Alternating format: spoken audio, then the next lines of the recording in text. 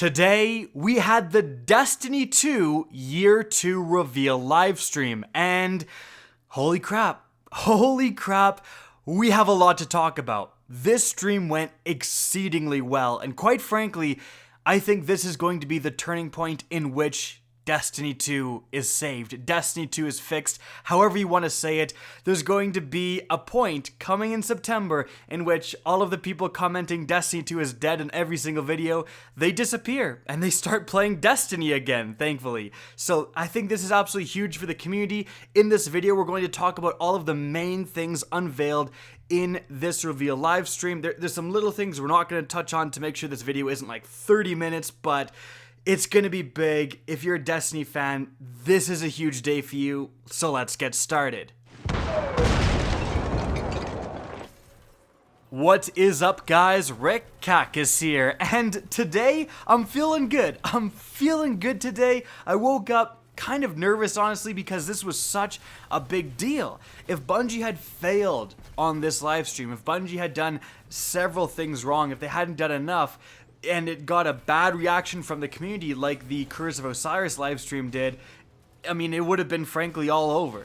But thankfully that's not the case, almost the complete opposite. Many of the things in yesterday's video that I made about what I want to see from this livestream were addressed. Some were not, and there's still some concerns I do have, like it's not 100% peaches and sunshine and happiness. There is definitely some things I'm going to touch on that I definitely want to know more about, but things were generally fantastic. What did they reveal? Well, in terms of the new Forsaken expansion, you're going to the Reef, but a different area of the Reef called the Tangled Shore. You're going to team up with Cade 6 because Cade has been filling up this prison with very, very bad guys, and there was a prison break, so they all got loose, and it's your job to kind of wrangle them up and, well, kill a lot of them, frankly. So that is kind of the basis for the storyline. Back on the Reef, but a new area of the Reef. It looks actually very, very cool. Like, these asteroids are roped together and you're jumping from place to place. So probably going to be a decent amount of verticality and a lot of jumping involved,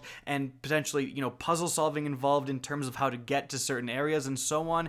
In addition to that, the developers were very clear that this was going to be a lot more of a gritty expansion. It wasn't, you know, yuck fest like in Curse of Osiris, but it takes on a more serious tone, which is kind of strange because Cade is in it, but that actually might make sense. If Cade is the predominant figure in it, he can provide the great comic relief that eventually you do need, but overall the expansion will have a darker, more serious, more gritty tone. That's what the developers were commenting on, and I think that's a sweet thing. Now, what about features? Well, first off, how about some brand new supers for what seems like every single subclass? Now, there's no word on new subclasses just yet. They very well could be coming with this next expansion, but what was confirmed today was that it seems like every single subclass, so all 9 subclasses in the game right now, are getting brand new supers. For example, for the Warlock, we saw the Void one where he's kind of teleporting around on the ground, more of a melee Void Warlock super. And then for the Arc Warlock super, we have this giant beam of electricity coming out of the Warlock's hands. That seems insane. And the best part about this is that new supers almost guarantees new subclass perks and new attunements, because of course you have certain attunements right now that are dedicated to certain supers. I mean, for the Golden Gun Hunter, for example, the Gunslinger Hunter, you have perks that make it so that when you get a headshot or a precision shot with your golden gun, you produce orbs. And that obviously would not work with the brand new Flaming Throwing Knife super that the Hunter does have and was shown off today. So again, new perks, new attunements to go with these new supers, that's a lot. Like, that is a unbelievably huge increase to the amount of gameplay decisions you have in Destiny with what appears to be 9 new supers. That's insane. Also, I just want to say how much I love that the Hammer Titan is still going to technically be the Hammer Titan, just with a much bigger hammer. Alright, now moving on from there, the next big thing is an entirely new weapons class with bow and arrows. Yes, compound bows are coming to Destiny 2 as a weapon class. Some of the stuff that was shown off, obviously with all the space magic involved, we're gonna see some pretty bonkers exotic bows, I predict, in the game that, maybe seek enemies, that can explode into all these elemental damage effects that may be split into multiple pieces. If you like the Night Stalker, but like playing Titan, why not both? Just run around as a Titan with a bow. Actually, that does look pretty sweet, and I think that's going to be a really fun addition to the game. Like, I just expect some definite montages coming up from there, and if they do enough damage, they could also be pretty effective in PvE and even PvP, as well as an actual, like, meta gun. Now you may be wondering, okay, is this a power weapon? Is this a kinetic weapon? Well, now, according to the live stream, it basically doesn't matter. It's everything. In fact, everything is everything. Bungie said on stream that you can have 3 shotguns at the same time.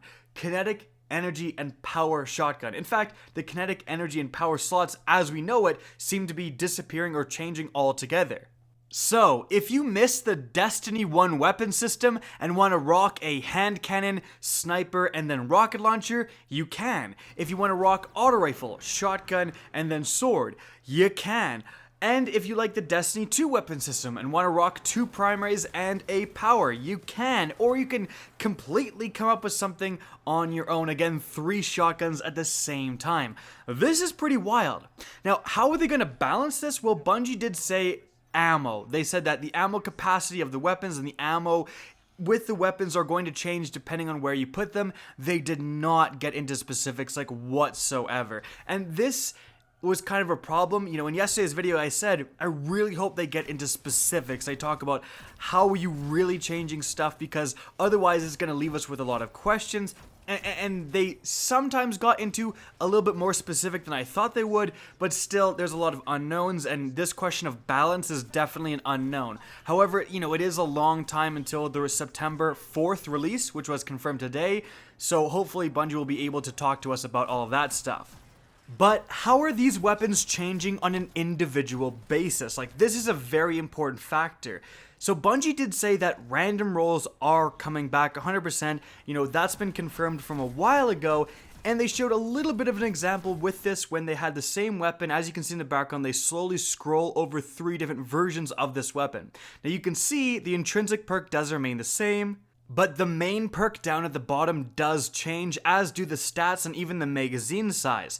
So again, they didn't go into the specifics. They didn't actually go and inspect one of these weapons so we could see if the perk system changed. I really hope it does, because again, just the one main perk system that we have right now is not good enough. That's been proven time in and time out, but some randomization will absolutely help. If they have improved the weapon layout system and also added randomization, that's a hugely beneficial thing. I can't wait. Now, something else they mentioned right after that is that they're changing the mod system significantly as well to, quote, let you customize your weapon the way you want. So actually having meaningful mods that impact your weapon. I don't think they would mention this if it was staying as it is now, such that you can only change the element of your gun. That's not true customization. So actually having things that you could customize to control the recoil better, or potentially extend the range, or maybe add different sights. There's a lot of awesome things they could do with the mod system, and the fact that they mentioned that they're rehauling it for weapons is a very good thing. And even if we don't get a completely redone, perk layout for weapons, having mods that actually impact the customization of your weapon is, I don't want to say just as good, but pretty darn close. Those 2 layers of customization with random rolls and mods, that could be a very, very awesome thing. Now, continuing with even more weapon changes, Bungie also said that masterwork weapons are changing in how they function. Now, with the Forsaken expansion, you'll actually be able to level up your masterwork weapons and unlock, I think, additional stat bonuses, and that's going to really put investment back into the game for weapons. So you won't just have everything right away as soon as you get a weapon, and as soon as you turn it to a masterwork, you're actually going to have to utilize that weapon, and players who have been utilizing a weapon for a long period of time or experienced with it are also going to get a little bit of an advantage, and I think that's absolutely fantastic. And continuing from there, armor is finally getting an overhaul. It's now going to come with perks, so we're going to have much more of a Destiny 1 style of armor system, and this is going to finally unlock, half the loot in the game that right now is completely pointless other than for cosmetic reasons, and this is such a huge thing.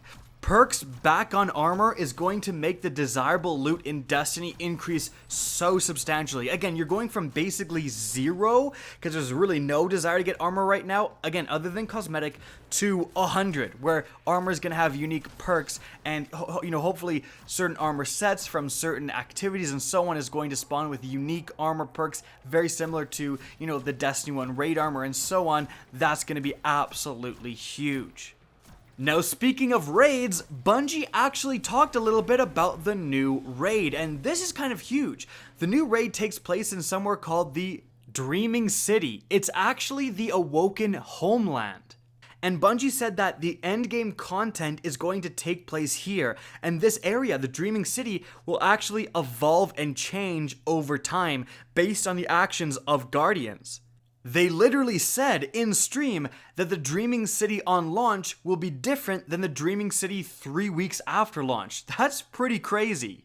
And by all accounts, it seems like we're going to get a full-fledged, brand new big raid similar to the Leviathan with its own unique loot pool and all of that stuff, which is fantastic.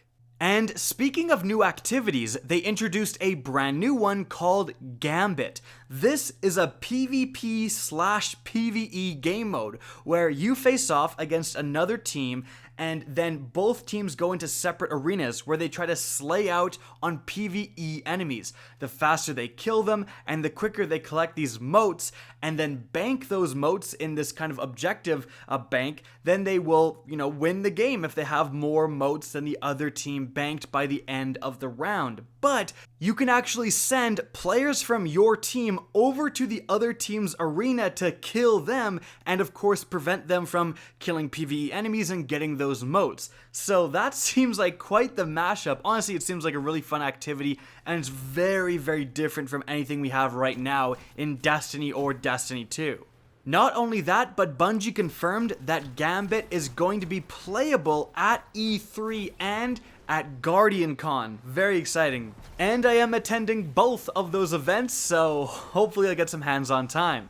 Now, moving on from there, the last kind of big thing I want to talk about is triumphs and collections. So both triumphs and collections are being introduced. Triumphs are very similar to the triumphs and record books in Destiny 1, where it'll track your progress, it'll track challenges, and you try to complete a bunch of challenges, level up certain things for, probably cosmetic rewards, stuff like new emblems. If you unlock all of the challenges for Vanguard, for example, you get a special emblem so people know like how legit you are, and if you're on their strike team, they know, yo, this guy is for real. That was very similar to Destiny 1, but frankly, who knows, they could have a completely different style of reward system, but triumphs are definitely returning, something to work for, something to grind for, and something to show off your prowess.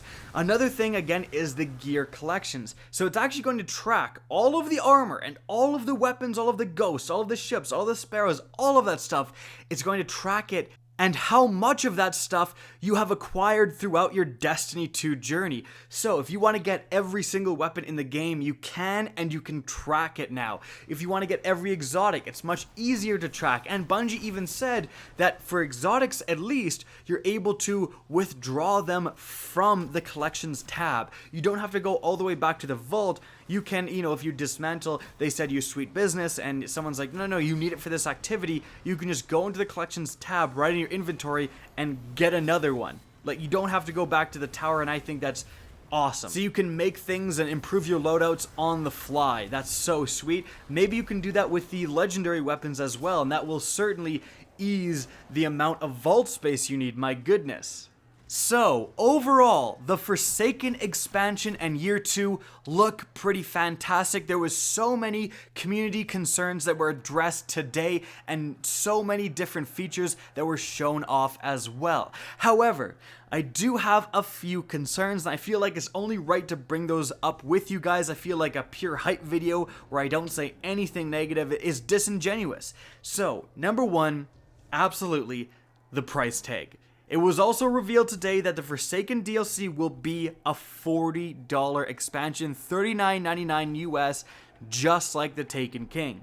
Now, for the amount of content being added, like new supers, all of that stuff, it seems, kind of worth the money in the sense that if you're already playing Destiny 2, this does seem like another Taken King style of expansion. So if you're coming from Destiny 1 and you thought the Taken King was worth it, I think this is worth it as well, absolutely. But the big but is that not everyone is currently playing Destiny 2 right now, and it's going to be quite the ask. It's going to be quite the ask for all of the people who have stopped playing the game to convince them to come back, but also drop a 40 bomb. Like, that is, quite frankly, going to turn off a lot of players. Now, speaking of prices, they also introduced the annual pass. And the annual pass is also going to cost some money, around $30 or $40. I'm probably going to get more into this in a different video. It's quite a lot to explain by itself, but essentially it covers Winter 2018, Spring 2019, and Summer 2019. So it's kind of like an expansion pass, but they were clear on stream that it's not really the traditional expansions. So we're going to get these large content updates. Similar to expansions, they're going to add new endgame content, new exotics, all of the stuff, like a lot of the good stuff you're expecting from an expansion, but less of a cinematic campaign. So less of a traditional Warmind or Curse of Osiris style of expansion, and more of just a big content drop that is going to thematically change everything that's going on in Destiny 2. So one might be, a Hive-themed content drop. We get a bunch of Hive-themed stuff. The landscape of Destiny changes a little bit. You see these new Hive enemies all over the place, regardless of whether you've bought this annual pass or this content update. So that's a really interesting take on what's going to happen over the next year. And, it could actually be good because a lot of people, including myself, think that maybe don't focus so much on these cinematic campaigns that, you play once and then you're done with, right? 99.9% of your playtime is in strikes and raids and escalation protocol type activities and all of that stuff. So if you focus on hitting those home, that could be a better approach, honestly. But the fact that it costs money is a little concerning. Of course, Bungie's a company, they've got to pay their employees, they've got to make money some way, but it is just quite the ask of all the people who've left the game to come back and also pay for this influx of content, where you have other games like the upcoming Battlefield, and even it very much looks like Call of Duty, that are going to have free DLC in order to keep people engaged, and they're funding that with microtransactions and in-game stores, somewhat similar to Fortnite. This is another game that has a ton of content, new content all the time, but funds it through the in-game store rather than charging for expansions. So this is somewhat of an old model, right? And this could backfire, but overall, I think if you're willing to pay the price, and if you're playing Destiny 2 already, this is like pure gravy. A lot of stuff covered, is absolutely fantastic. I can't wait to get my hands on the new subclasses, the new weapon system, the new armor system with new perks, new mod system. So much stuff coming. Cannot wait. Guys, hope you enjoyed the video and found this informative. If you did, please remember to help me out by rating and especially sharing this video. If you guys want to see more Destiny 2 content similar to this, don't be afraid to slap that subscribe button. And if you guys want to get in touch with me and keep up to date with the latest channel activity, the best way is to follow me on Twitter at RickCacus. That's linked to the description down below, as is my Twitch channel, which you can also follow. Again, I hope you enjoyed the video, and as always, have a good day.